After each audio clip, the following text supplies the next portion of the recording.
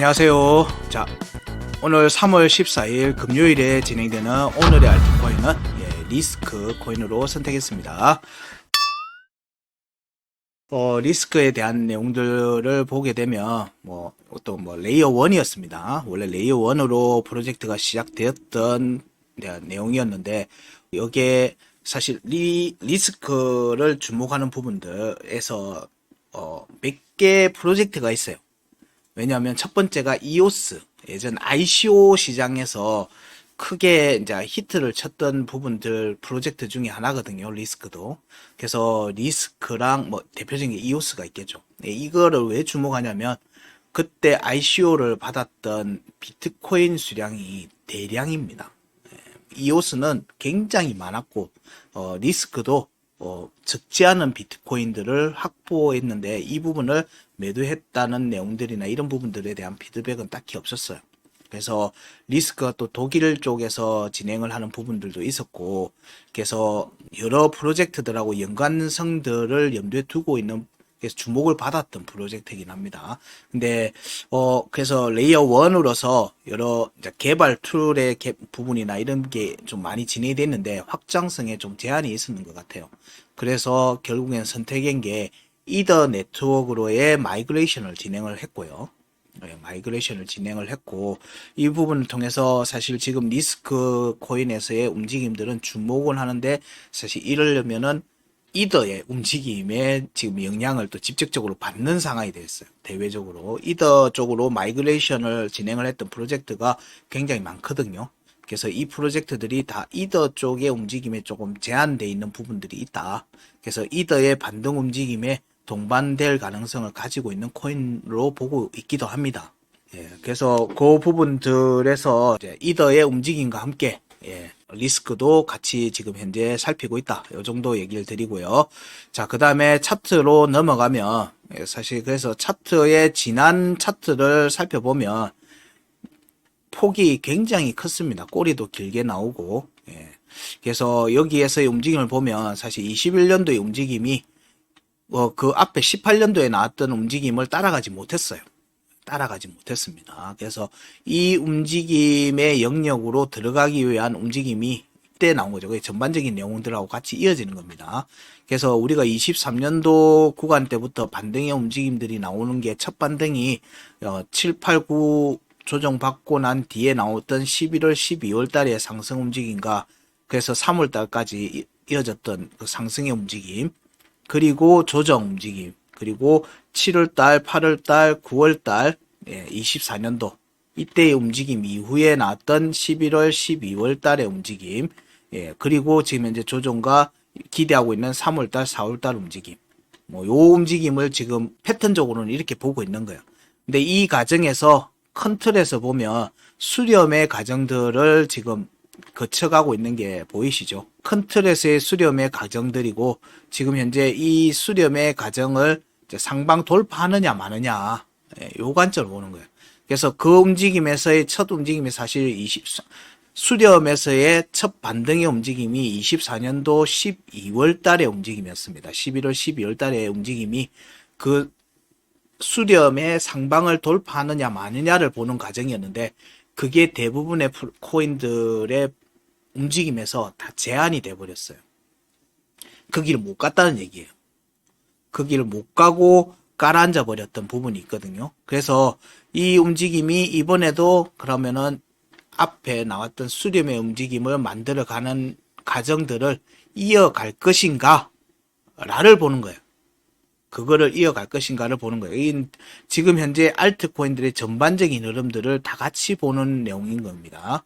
그래서 지난 이때 이제 요거만 여기만 놓고 보면 사실 이거만 위로 해서 보면은 요 위에 있어요. 그래서 이때 움직임이 여기를 가는 움직임이 만들어지고 조정받고 올라가던 이 움직임이 나오는 게 일반 이제 반등의 관점에서 고려해 볼 수 있는 움직임이었는데, 이게 지금 실패를 한 과정에서 이때의 반등 움직임에서 파동을 못 만든 거, 확정을 못 지은 종목도 있고 1파를 만든 종목도 있고 2파를 만든 종목도 있다. 2파가 프로세스가 기본이다. 기본이다라고 얘기를 드렸어요. 그래서 이 움직임 12월, 이제 이거는 24년도 3월입니다. 여기 이후의 움직임에서 리스크 같은 경우는 1파를 만들었습니다. 그래서 1파 이후에 2파를 만들기 위한 움직임들에서 역시 마찬가지로 앞에 21년도 고점에서부터 이어졌던 이제 하락 추세의 수렴 구간을 돌파하느냐. 이 돌파한다고 해갖고 막 달라간다 이게 아니에요. 돌파를 하면서 그 모든 하락의 패턴을 끊어내는 과정들이 필요하다는 거거든요. 그래야지 새로운 추세를 만들 수 있어요. 새로운 추세를 만들기 위한 그 첫 번째가 기존의 하락 추세를 끊어내는 과정이에요.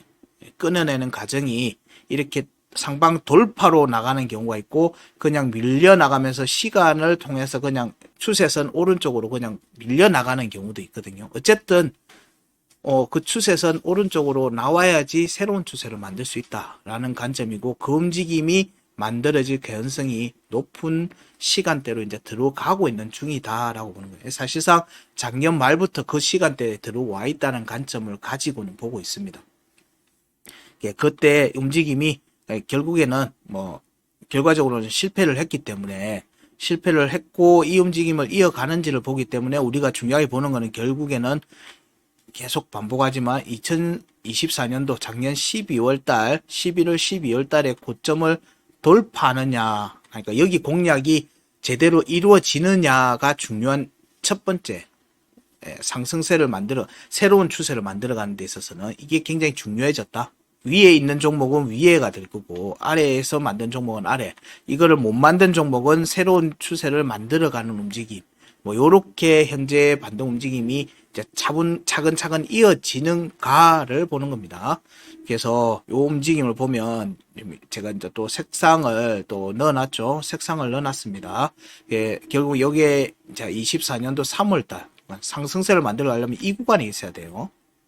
차트가 여기 구간에 있어야지 새로운 추세를 만들 수 있다. 새로운 추세를 만들 수 있다는 거예요. 여기 값이 대략 2,500원대에서 3,000원대입니다. 이 매물대가 여기로의 회복 움직임이 만들어지는 게 우리가 궁극적. 여기 갔다가 여기를 지지를 지켜야 돼요.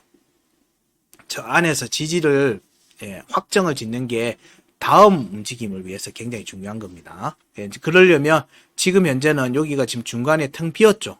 텅 비었습니다. 급락이 나왔던 자리이기도 하고 여기를 올라가는 모습, 여기를 확인하는 움직임이 나왔는지를 보는 거였는데 요게 실패를 했죠. 실패를 했습니다. 요 폭의 절반 정도까지만 가고 폭이 실패했습니다. 그래서 여기 위로 올라가기 그러면서 요 아래쪽 매물대가 이래 두 개가 있습니다. 이게 24년도 7월달, 8월달, 9월달 이때의 매물대예요. 두 개의 구간이 있는 겁니다. 두 개의 구간이 있어요. 그 두 개의 구간에서 여기도 지지를 받지 못했고 여기 지지 받았으면 다시 갔을 건데 여기 지지를 받지 못했기 때문에 다시 그 아래에 있는 24년도 7, 8, 9대 매물대 아래까지 내려왔는데 자 여기서 지지 받는 모습 테스트까지는 마무리했는데 한 2주 정도의 그냥 추가 움직임이 확 나와버렸어요. 이제 비트코인의 움직임과 이런 부분들 2주에 걸친 추가 조정 움직임에 같이 낙폭을 키워버리는 움직임이 만들어졌습니다. 그래서 이 움직임이 상승세를 만들려고 하면 반등세가 일단 우선적으로 여기 위로 올라와야 돼요. 여기 위로 올라와야 됩니다. 요 결국 24년도 7, 8, 9 구간대로 올라와야 된다. 여기는 이제 9월달, 10월달 매물대입니다. 여기 위로 올라오는 움직임이 만들어져야지 위쪽으로 올라갈 수 있는 움직임이 나오는데 자 여기에도 보면 중간에 텅 비었습니다. 물론 여기에서 지지 저항을 받습니다. 저항을 받는데 큰 틀에서는 저기가 큰 힘을 못 받는다는 얘기로 지금 드리고 있는 거예요. 그래서 현재는 여기 위로의 회복 움직임을 우선적으로 살피자.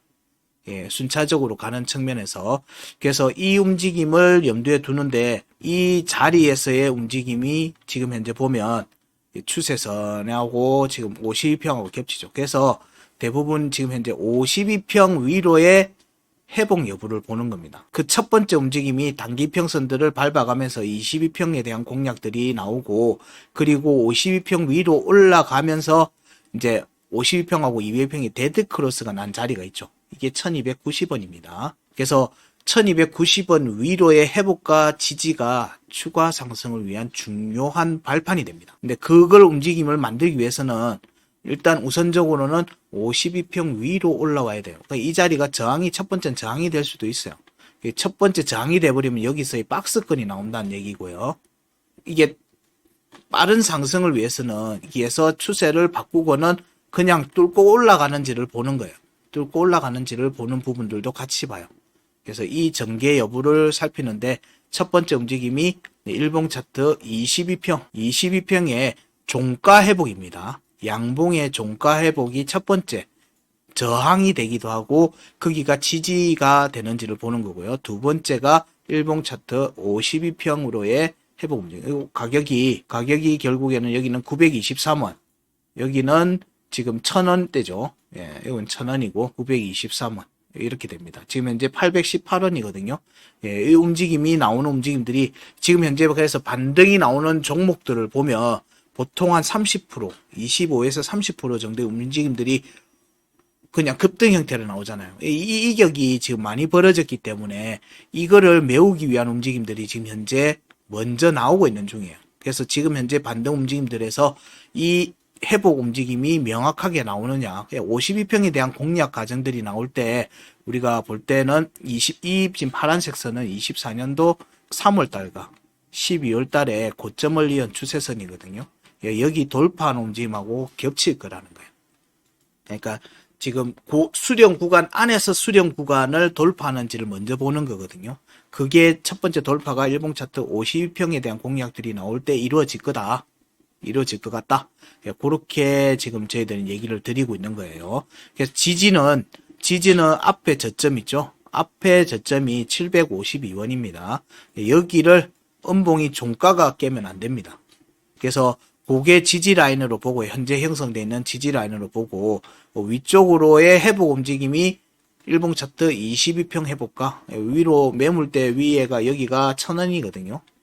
여기가 1000원입니다. 리스크는 1000원대 구간에 올라가야지 이제 반등을 하기 위한, 그러니까 지난 24년도 8월, 9월, 10월 달 매물대 저점이 돼요.